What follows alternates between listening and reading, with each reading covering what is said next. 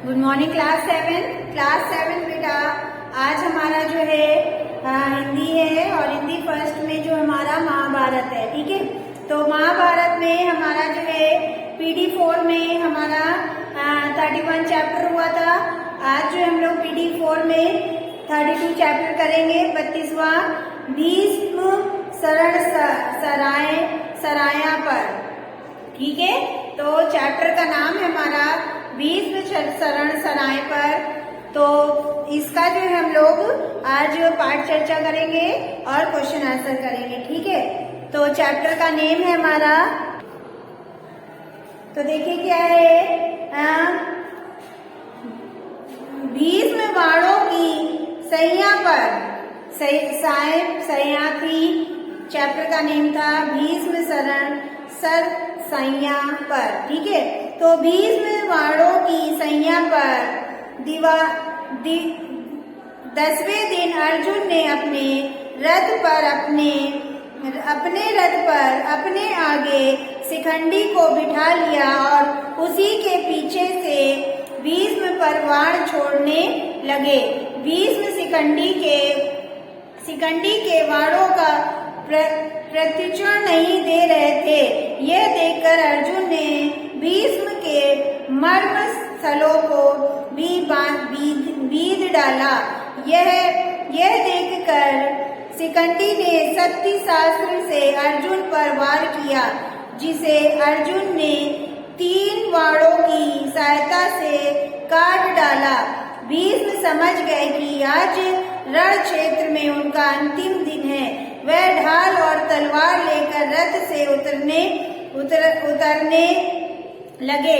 अर्जुन का बाण बरसाना जारी रहा, जिससे पितामह की शरीर में बाण ही बाण घुस गए।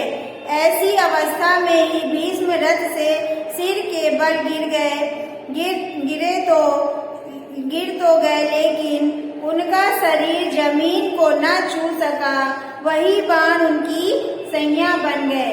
उनका सिर जमीन पर लटक रहा था। उन्होंने अर्जुन से सिर के नीचे तकिया लगाने को कहा। अर्जुन ने 3 तेज बाणों की तकिया उनके सिर के नीचे लगा दिया। भीष्म ने राजाओं को बताया कि अभी उनके शरीर त्यागने का समय नहीं हुआ है। सूर्य के उत्तरायण होने तक मैं यही यूं ही पड़ा रहूंगा। जो भी उस समय तक जीवित बचे वे आकर मुझे देख जाए। इसके बाद पितामह ने अर्जुन से पानी पीने की इच्छा प्रकट की। अर्जुन ने भीष्म की दाहिनी ओर पृथ्वी पर जोर का एक बाण मारा, जो सीधा पाताल में घुस गया। अमृत समान जल की एक मधुर और शीतल धारा फूट पड़ी। पानी पीकर भीष्म ने अपनी प्यास बुझाई। वे अत्यंत प्रसन्न हुए। भीष्म की कर्ण को सलाह। फिर भीष्म ने कर्ण को क्या सलाह दी, इसके बारे में अब आप जानिए, ठीक है। तो भीष्म पितामह को घायल हुए जानकर कर्ण उनके पास आया। उसने भीष्म को प्रणाम किया और बैठ गया। भीष्म ने उसके मुंह पर भय की छाया देख कहा, तुम राधा पुत्र नहीं कुंती पुत्र हो। तुम पांडव के जेठ हो। अपने वैर भाव त्याग कर पांडवों के साथ मिलकर युद्ध करो और पांडव से मित्रता कर लो। यह सुनकर के विनम्रता पूर्वक कहा, मैं जानता हूँ कि मैं कुंती पुत्र हूँ, मैं सूत्र पुत्र नहीं हूँ। यह मुझसे नहीं होगा कि मैं दुर्योधन का साथ छोड़कर पांडव के साथ होकर युद्ध करूँ। मैं दुर्योधन के पक्ष में ही युद्ध करूंगा और आप इसके लिए अनुमति दीजिए। पितामह ने उससे कहा, जैसी तुम्हारी इच्छा हो वही करो। यह सुनकर कर्ण युद्ध क्षेत्र में दुर्योधन के पास चला गया। कौरव के नए सेनापति द्रोणाचार्य जब भीष्म जी जो है सैया पर लेट गए तो कौरव ने जो है अपने नए सेनापति को किसको बनाया? द्रोणाचार्य को बनाया। ठीक है, काफी सोच विचार के बाद द्रोणाचार्य को कौरव सेना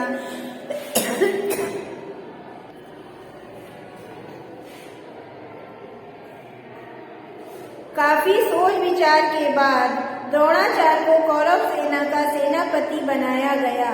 यद्यपि वे बूढ़े हो रहे थे, फिर भी सत्य की भीम, अर्जुन, अभिमन्यु जैसे वीरों से अकेले ही भिड़ जाते थे। 5 दिन तक पांडव सेना को बहुत परेशान होना पड़ा। दुर्योधन, दुशासन और कर्ण ने योजना बनाकर आचार्य से कहा कि वे युधिष्ठिर को जीवित पकड़कर उन्हें सौंप दें तो उत्तम होगा। दुर्योधन की कुचाल यह थी कि पांडवों में श्रेष्ठ युधिष्ठिर को जीवित पकड़ लिया जाए तो युद्ध में शीघ्र ही बंद हो जाएगा और जीत की भी कौरवों की होगी। युधिष्ठिर को थोड़ा सा राज्य देने का बहाना करना होगा। यह राज्य भी वे जुए के खेल में जीत कर युधिष्ठिर से छीन लेंगे। जब द्रोण को दुर्योधन के असली उद्देश्य का पता चला तो उनका मन दुर्योधन के प्रति घृणा से भर गया। फिर भी उन्हें युधिष्ठिर को जान से न मारने का बहाना तो मिल गया। युधिष्ठिर को पकड़ने में द्रोण हुए विलप। पांडव द्रोणाचार्य की वीरता एवं रण कुशलता से भली भांति परिचित थे। द्रोण की प्रतिज्ञा सुनकर वे भयभीत हो गए और युधिष्ठिर की रक्षा का पूरा प्रबंध करने लगे। इधर द्रोण ने सारथी को रथ युधिष्ठिर की ओर ले चलने का आदेश दिया। धृष्टद्युम्न के रोकने पर भी द्रोण ने रुके और युधिष्ठिर को बंदी बना लिया। युधिष्ठिर पकड़े गए के कोलाहल के बीच अचानक आए। अर्जुन ने गांडीव से बाणों की वर्षा कर आकाश भर दिया। अर्जुन के हमले के कारण द्रोण का प्रयास विफल हो गया। शाम होने पर सभी वीर अपने अपने शिविरों की ओर चल गए। मतलब द्रोणाचार्य ने युधिष्ठिर को बंदी तो बना लिया, लेकिन जब अर्जुन को ये पता चला तो उसने अपने बाणों की वर्षा कर दी, जिसके कारण युधिष्ठिर फिर से उनके बंद से छूट गए और वो अर्जुन मतलब अपने पांडवों के पास चले गए। फिर शाम हो गई, सूर्य अस्त हो गया और सभी अपने युद्ध बंद हो गया और अपने अपने शिविरों की ओर चल पड़े। तो बेटा ये था हमारा आज का 32 चैप्टर, जिसमें भीष्म जब सैया पर बैठे लेट गए थे तो क्या क्या हुआ था। ठीक है, तो इसके प्रश्न उत्तर हैं, हम लोग अब इसके क्वेश्चन आंसर करेंगे। पहला क्वेश्चन है रिक्त स्थानों की पूर्ति कीजिए। ठीक है, तो चलिए हम लोग पहले रिक्त स्थानों की पूर्ति करते हैं।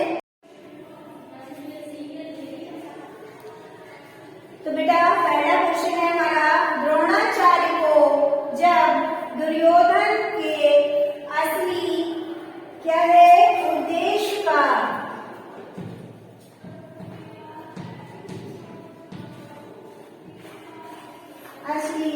उद्देश्य का पता चला तो वे बहुत उदास हो गए।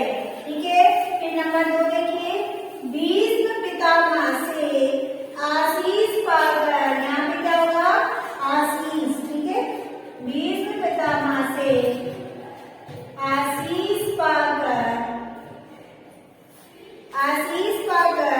कर्ण बहुत प्रसन्न हुआ। ठीक है, फिर देखिए, फिर है हमारा तीसरा है द्रोणाचार्य की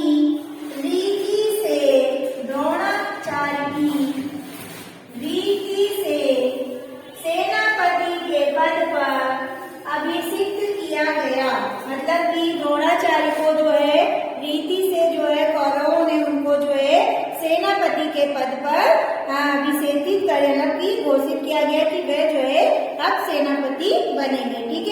फिर हमारा देखिए दूसरा क्वेश्चन है,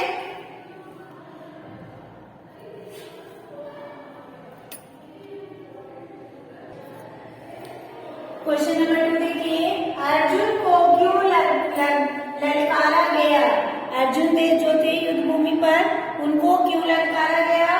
तो आंसर है, अर्जुन को इसलिए ललकारा गया ताकि वह लड़ते लड़ते दूर चले जाएं और युधिष्ठिर को जीवित पकड़ने का अवसर मिल जाए। तो दूसरे का आंसर ये है। अब तीसरा देखिए, तीसरा है, भीष्म ने ऐसा क्यों कहा कि अभी उनके मरने का समय नहीं हुआ है? तो आंसर है, तो देखिए बेटा हमारा थर्ड क्वेश्चन है, भीष्म ने ऐसा क्यों कहा कि अभी उनके मरने का समय नहीं हुआ है?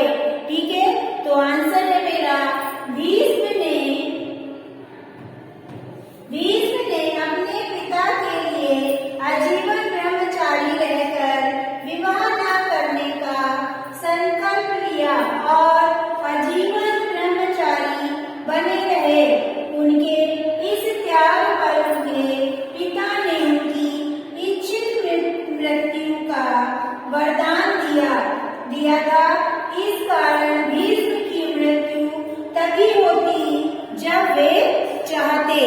तो इसलिए उन्होंने ऐसा कहा था कि अभी मेरे मरने का समय नहीं हुआ है। ठीक है, आगे देखिए हमारा चौथा क्वेश्चन है कि शकुनी को क्रोध क्यों आया? उसने क्या किया? तो आंसर है हमारा, तो देखिए बेटा मेरा फोर्थ क्वेश्चन है, शकुनी को क्रोध क्यों आया? उसने क्या किया? तो आंसर है हमारा, अपने वीर अनुपम भाइयों के मारे जाने पर शकुनी के क्रोध और क्षोभ की सीमा न रही। उसने युद्ध शुरू कर दिया और उन सब उपायों से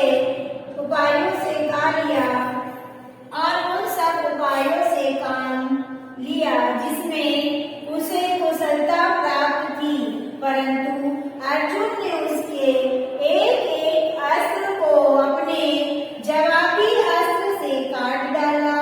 अंत में अर्जुन के बाणों से शकुनी ऐसा आहत हुआ कि उसने युद्ध क्षेत्र से हट जाना पड़ा। ठीक है, तो जो भी शकुनी ने षड्यंत्र किया था उन सबका जो मुकाबला किसने किया? अर्जुन ने।